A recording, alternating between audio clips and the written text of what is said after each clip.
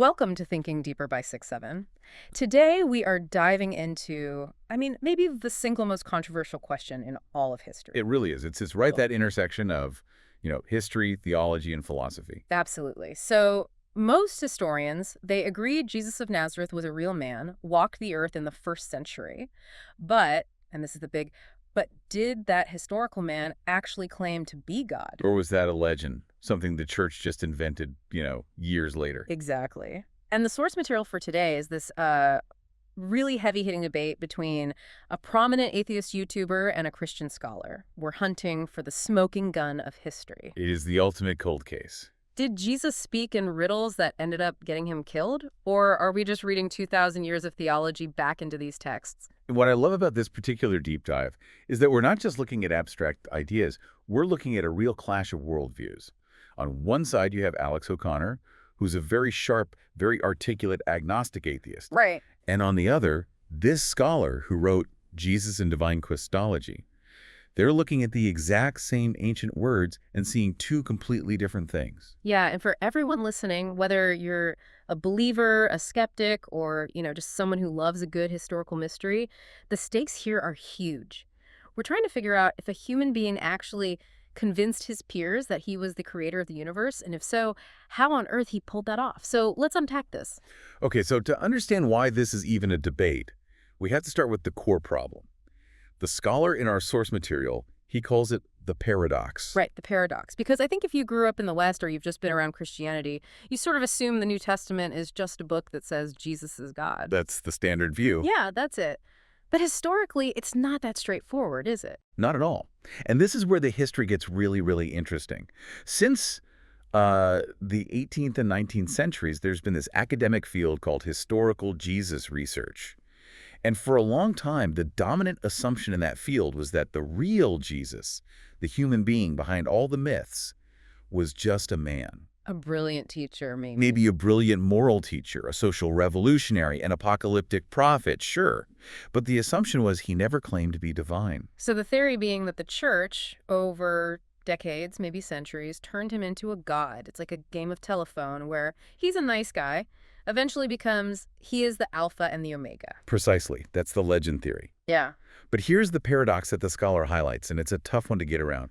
You have the earliest Jewish Christians, people like the Apostle Paul, writing just 15 or 20 years after Jesus was executed. Now remember, these people were first-century Jews. Which means they were strict monotheists. Fierce monotheists. I mean, this isn't Greek mythology, where you have Zeus and Hercules and demigods running around.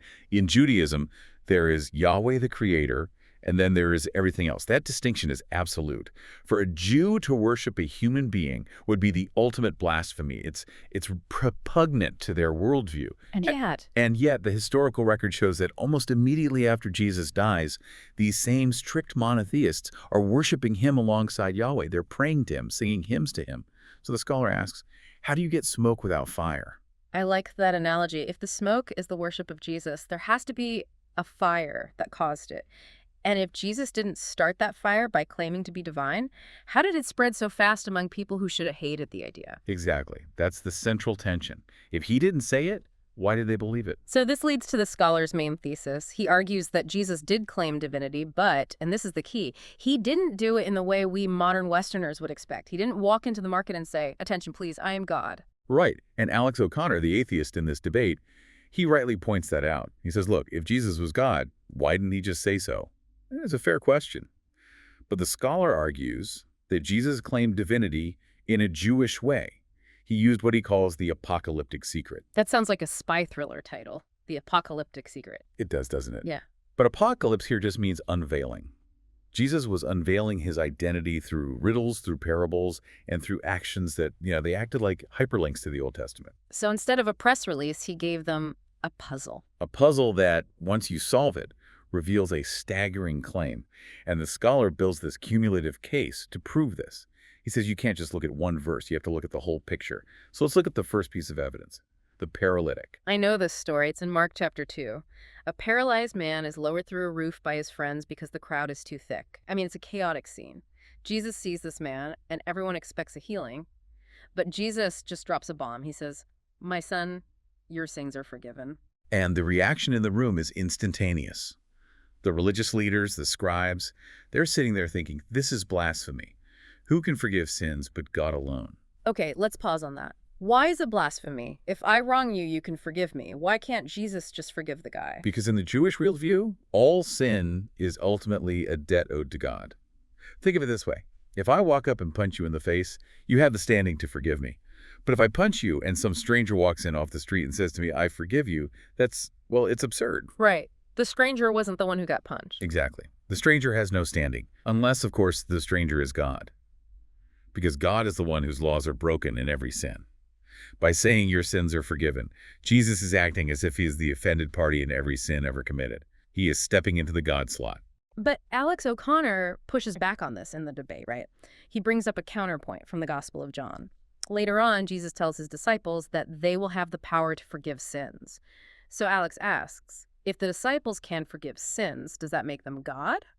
Or is Jesus just acting as a delegate, like a priest? That's a very sharp critique. It's the agency argument, that Jesus is just God's attorney, essentially. But the scholar has a really fascinating rebuttal. He points to the Old Testament context, specifically Leviticus and Isaiah 43. In the Jewish system, priests mediated forgiveness. They offered sacrifices for forgiveness. But they never, ever looked a person in the eye and said, I forgive you. So the priest would say, God forgives you, but Jesus says, I forgive you. He speaks on his own authority. He even says the Son of Man has authority on earth to forgive sins. And the crowd's reaction validates this. They are terrified. They say, we have never seen anything like this. If he was just acting like a normal priest, they wouldn't have reacted that way. He was claiming an authority that belongs inherently to the Creator. Okay, so that's the first layer. He's messing with the system of sin and forgiveness. But then we move to the visual evidence, the epiphanic miracles. And the big one here is walking on water. This is Mark chapter 6. It's night.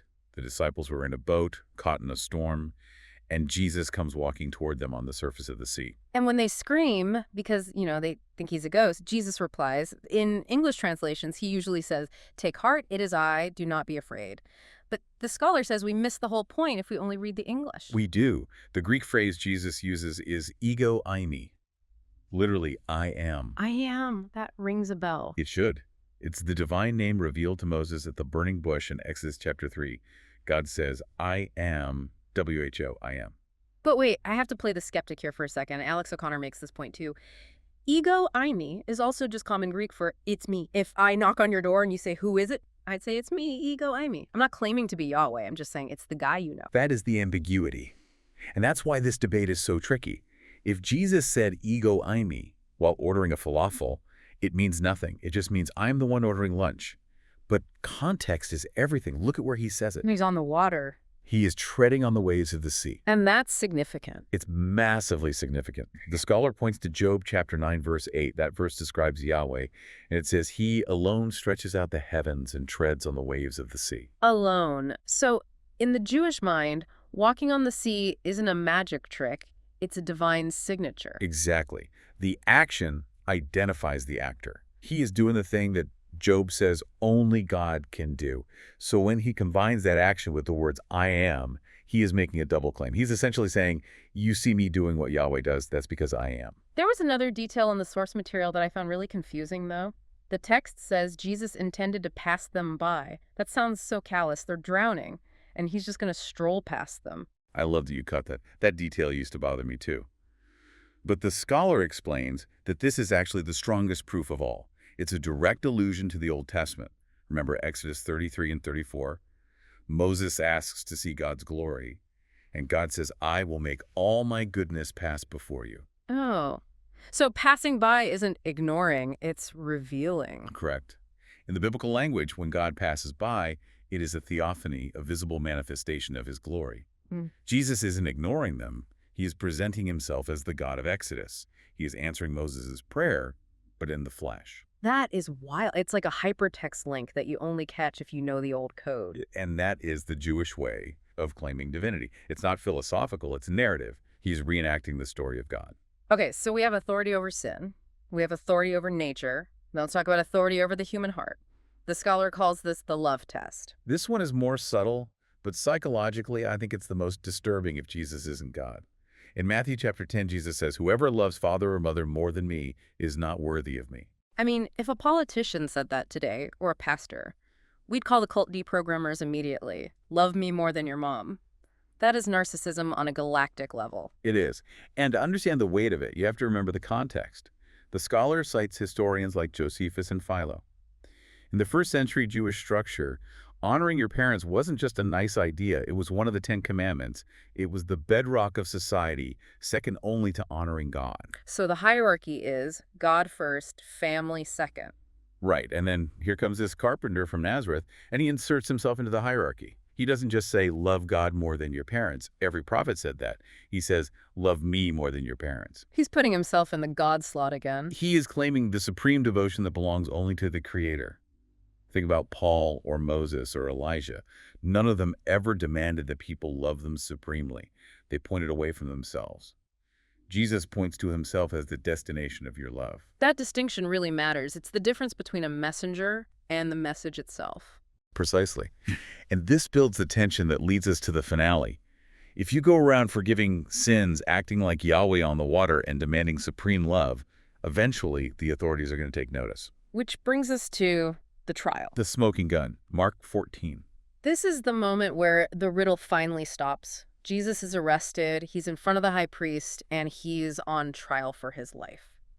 And this answers the big historical question. Why was Jesus executed? We know the Romans killed him for treason, for claiming to be king of the Jews. But why did the Jewish leaders want him dead? They didn't care about Roman treason. They needed a religious crime. So the high priest asks him the million-dollar question, are you the Messiah, the Son of the Blessed One? And for the first time, Jesus doesn't tell a story. He doesn't ask a question back. He says, I am. I am. But he doesn't stop there. He continues, and you will see the Son of Man seated at the right hand of power and coming with the clouds of heaven. And that is when the high priest tears his clothes and screams, blasphemy. But we need to break this down. Why is that sentence blasphemy? Isn't Messiah just a word for a king? Yes, and that's a common misconception. Claiming to be the Messiah wasn't a capital crime. You could claim to be the Messiah and people might think you were deluded or a political threat, but it wasn't a crime against God. The blasphemy is in the second half of the sentence. The part about the clouds. Exactly. Jesus is quoting Daniel chapter 7 and Psalm 110. In Daniel 7, there is a figure called the Son of Man who rides on the clouds of heaven. Now, in the Old Testament, who is the only person who rides on clouds? Yahweh. Storm gods ride clouds. Humans don't ride clouds. Correct. By claiming to be the cloud rider, Jesus is claiming to be a divine figure, and then he combines it with Psalm 110, saying he will sit at the right hand of power. He is telling the high priest, his judge, actually, I am the cosmic judge, I am the co-ruler of the universe, and I will be judging you. Wow. So it's not just I'm a king, it's I am the divine ruler sitting on God's throne. Yes, and that is why the high priest tears his clothes. In his eyes, Jesus has just attacked the uniqueness of God. He's made himself equal to God. That is the definition of blasphemy. And historically, this is the only charge that explains the specific rage of the Jewish authorities. If he was just a nice teacher who annoyed people, they might have flogged him. But to hand him over to Rome and demand crucifixion, that requires a crime of ultimate magnitude. Now, to be fair to the other side of this debate, Alex O'Connor raises a really interesting counter-theory. He suggests that Jesus might have been an apocalyptic prophet. Right. This is a very standard view in secular history. Right. The idea is that Jesus was a follower of John the Baptist. He went around preaching that the Son of Man was coming to judge the world. But maybe he was talking about someone else. Maybe he meant a divine judge is coming soon. And then after he died, his followers got confused and decided, oh, wait, maybe Jesus was the guy he was talking about. It's the misunderstood prophet theory. He preached the kingdom and the church preached him. It's a plausible theory if you look at the text in isolation. But the scholar argues it falls apart when you look at the cumulative case. That term cumulative case is important here. It is. If you just had the trial, maybe you could say the church invented it. If you just had the walking on water, maybe it's a legend. But when you stack them up, the authority over sin, the authority over nature, the demand for supreme love, the trial confession, you see a consistent portrait. The gospel writers are showing us a man who systematically stepped into the role of God. And we circle back to the paradox we started with, the smoke and fire. Right. If Jesus was just pointing to someone else, the judge is coming. Why did his followers start worshiping Jesus? Why did they pray to Jesus? The scholar argues that the fire of Jesus' own claims is the only thing hot enough to produce the smoke of early Christian worship. If he was just a humble prophet, the rise of Christianity is almost harder to explain than if he was divine. You have to explain why thousands of monotheistic Jews suddenly decided to break the first commandment for a crucified criminal. Exactly. It forces you to choose. Either it's a conspiracy or hallucination of massive proportions, or it's a response to a historical reality that defies natural explanation. It really reframes the whole liar, lunatic, or Lord argument. It moves it out of philosophy and into history. Did this man actually say these things? And if he did, what do we do with that? And it challenges our modern desire for simple answers. We want Jesus to be safe. We want him to be a nice moral teacher who tells us to love our neighbors. And he is that. But the sources suggest he is also something far more dangerous. He is someone who claims to be the center of reality. It's like he's forcing the listener to make a decision. You can't just admire him from a distance. If he's claiming to be the I am, you either have to bow down or you have to dismiss him as crazy. There's a no middle ground. And notice how he does it. He respects human freedom. He doesn't force the conclusion with a lightning bolt. He gives riddles. He gives signs. He invites you to, he who has ears, let him hear. He wants you to connect the dots yourself. So, what does this all mean for us today? Whether you're an atheist like Alex O'Connor or a believer like the scholar, you have to reckon with the text. You have to look at the paralytic, the storm, the trial, and decide, what is the most probable explanation for this man? It raises a vital question for anyone analyzing history. We often think of myths developing slowly, but here the high Christology, the claim to divinity, it appears to be baked into the earliest layers of the tradition. It confronts us with the singularity in history. And that is where we leave you to do your own detective work. We've looked at the riddles, the trial, and the paradox, but the text is where the real investigation happens. We encourage you to open those sources, read Mark, read the debate transcript, and see what stands out to you. Before we go, I want to leave you with one final provocative thought. We often feel frustrated when God or truth isn't obvious. We want explicit proof. We want the sky to crack open. But consider this. Does mystery actually make a claim more powerful? If Jesus had simply walked around saying, I am God, worship me, it would be easy to reject as madness or arrogance. But by weaving his identity into the very fabric of the ancient scriptures, into the waves of the sea and the forgiveness of sins, he created a claim that you can't just brush aside. You have to wrestle with it. Maybe the riddle demands more of us than the statement ever could. That is something to chew on. Thank you for joining Thinking Deeper by 6-7. We'll see you in the next deep dive.